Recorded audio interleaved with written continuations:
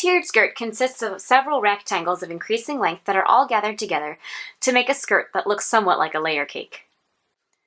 Begin by determining your number of tiers. For this example, I'll be drafting a 3-tier skirt. Then determine the finished length of your skirt and divide this by the number of tiers. Use your gatherer's chart to help you determine how full you'd like each tier to be. I'm going to be using the 1 to 1.5 fullness ratio.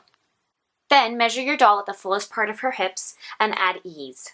For larger dolls, a 1/2 inch is probably good, but for smaller dolls, a 1/4 inch should be fine.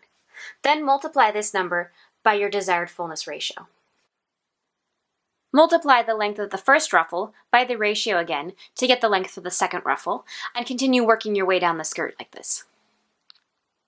At this point, you could go ahead and draft rectangles to these measurements and draw on seam allowance. However, with longer strips like these ruffles will be, it's often easier to write out the dimensions you would cut them to rather than actually making paper patterns.